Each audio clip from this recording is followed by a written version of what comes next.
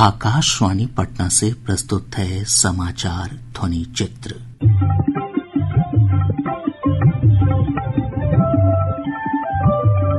आज के इस अंक में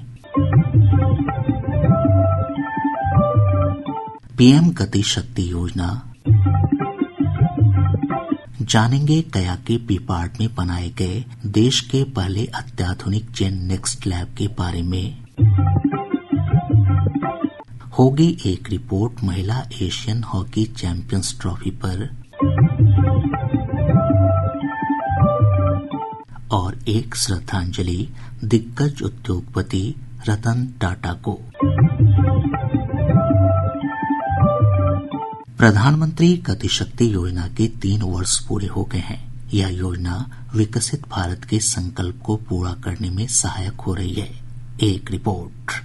प्रधानमंत्री गति शक्ति ने मूलभूत परियोजनाओं के कार्यान्वयन और योजना बनाने के लिए 44 केंद्रीय मंत्रालयों तथा 36 राज्यों और केंद्र शासित प्रदेशों को एकीकृत किया है। इस योजना ने विभिन्न मंत्रालयों की 15 लाख करोड़ रुपए से अधिक की लागत की 208 बड़ी मूलभूत परियोजनाओं के मूल्यांकन करने की उपलब्धि हासिल की है। इस योजना के अंतर्गत राष्ट्रीय लॉजिस्टिक नीति का उद्देश्य लॉजिस्टिक लागतों में कटौती, 2030 तक 25 शीर्ष देशों की रैंकिंग में शामिल भारत के लॉजिस्टिक प्रदर्शन सूचकांक में सुधार लाना और आंकड़ों पर आधारित नीति निर्णय को बढ़ावा देना है। केंद्रीय वाणिज्य और उद्योग मंत्री पीयूष गोयल ने कहा है कि प्रधानमंत्री गति शक्ति ने मूलभूत परियोजनाओं के कार्यान्वयन और उनकी योजना बनाने के तरीकों में एक आदर्श बदलाव लाया है। श्री गोयल ने कहा है कि प्रधानमंत्री गति शक्ति का प्रभाव परियोजनाओं के तीव्र कार्यान्वयन, कम लॉजिस्टिक लागत और देश के हर क्षेत्र में पहुंचने वाली बेहतर सेवाओं में देखा जा रहा है।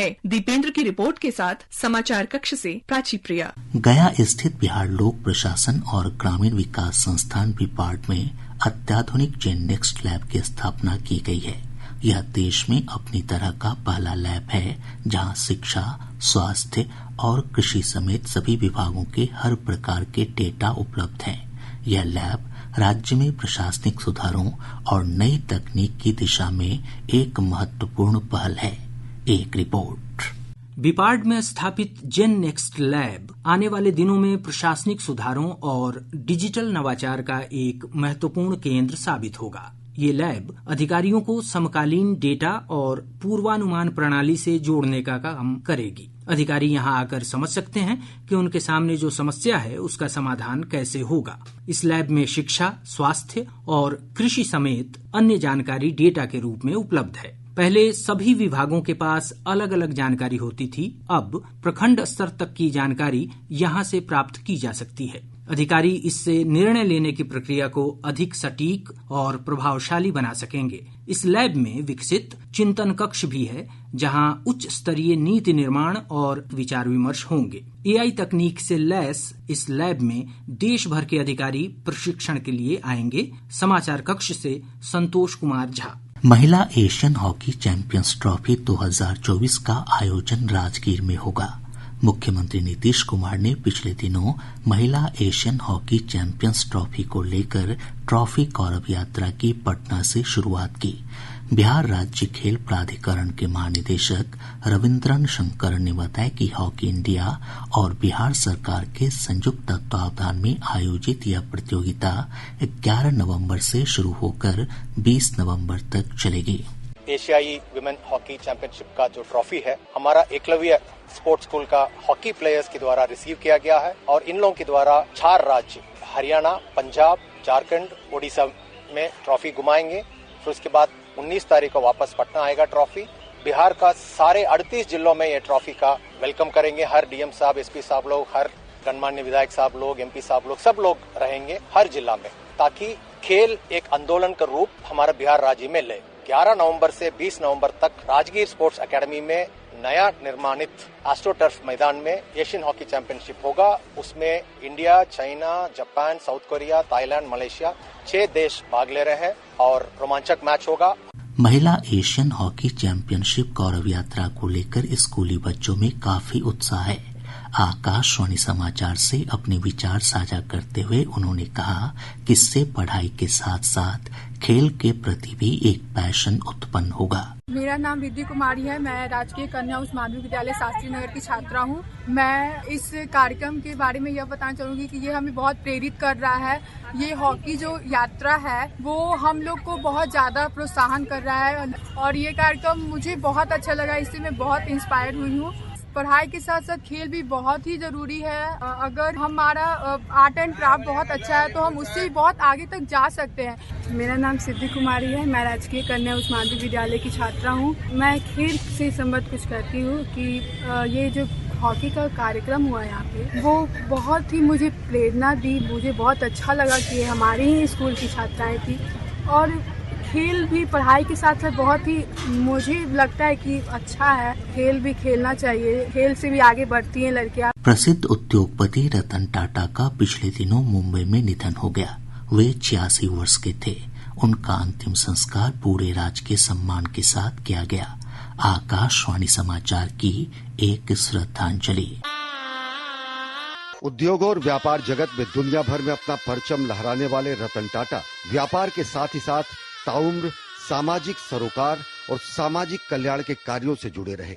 पद्म भूषण और पद्म विभूषण से सम्मानित रतन टाटा की अगुवाई में ही टाटा ग्रुप ने देश की सबसे सस्ती कार लॉन्च की। वहीं कर्ज में फंसी एयर इंडिया को 18,000 करोड़ रुपए की कैश डील में खरीदा। बिजनेस में बेहद कामयाब रतन टाटा निजी जिंदगी में बेहद सादगी पसंद थे और मुंबई में एक छोटे से फ्लैट में रहते थे। रतन टाटा का जन्म 28 दिसंबर 1937 को मुंबई में हुआ। 1955 से 1962 तक रतन टाटा ने अमेरिका में रहकर आर्किटेक्ट इंजीनियरिंग का अध्ययन किया। रतन टाटा ने 1975 में हार्वर्ड बिजनेस स्कूल में एडवांस मैनेजमेंट प्रोग्राम पूरा किया। 1962 में रतन टाटा को टाटा समूह की प्रवर्तक कंपनी टाटा इंडस्ट्रीज में नौकरी का प्रस्ताव मिला। रतन टाटा 1991 से 28 दिसंबर 2012 को अपनी सेवानिवृत्ति तक टाटा समूह की होल्डिंग कंपनी टाटा सन्स के अध्यक्ष रहे। सेवानिवृत्ति के बाद रतन टाटा को Tata Sons, Tata Industries, Tata Motors, Tata Steel और टाटा केमिकल्स के मानद चेयरमैन की उपाधि से सम्मानित किया गया। रतन टाटा भारत और विदेशों में विभिन्न संगठनों से जुड़े रहे। भारत सरकार ने 2008 में रतन टाटा को अपने दूसरे सबसे बड़े नागरिक सम्मान पद्म विभूषण से सम्मानित किया। रतन टाटा ने टाटा समूह को एक विशाल और वैश्विक ब्रांड बनाया। उनके नेतृत्व में समूह ने न केवल भारतीय बाजार में अपनी पहचान बनाई बल्कि अंतर्राष्ट्रीय बाजार में भी अपनी जगह स्थापित की। रतन टाटा का योगदान सिर्फ उद्योग तक ही सीमित नहीं है। उन्होंने अपने जीवन का एक बड़ा हिस्सा समाज सेवा के लिए समर्पित किया। टाटा ट्रस्ट के माध्यम से उन्होंने शिक्षा, स्वास्थ्य, ग्रामीण विकास जैसे क्षेत्रों में महत्वपूर्ण योगदान दिया। रतन टाटा ने हमेशा सामाजिक और पर्यावरणीय जिम्मेदारियों को प्राथमिकता दी। उनकी परोपकारिता हर संकट और मुसीबत की घड़ी में देखने को मिली। कोविड-19 महामारी से लड़ने के लिए उन्होंने 500 करोड़ रुपए का दान दिया। उनके इस योगदान ने उन्हें वैश्विक स्तर पर सम्मान दिलाया और उन्होंने एक परोपकारी और दूरदर्शी के रूप में टाटा की विरासत को आगे बढ़ाया। हर किसी का यही मानना है कि देश के उद्योग जगत का सबसे नायाब रतन यानी रतन टाटा का नहीं होना देश के लिए अपूरणीय क्षति है। इसके साथ ही आज का समाचार ध्वनि चित्र कार्यक्रम संपन्न होता है। यह कार्यक्रम प्रत्येक बुधवार की रात 7:52 पर आकाशवाणी पटना के प्रादेशिक समाचार एकांश द्वारा प्रस्तुत किया जाता है। संपादन और वाचन अभिषेक दास, ध्वनियांकन प्रहलाद कुमार और प्रस्तुति कृष्ण कुमार लाल।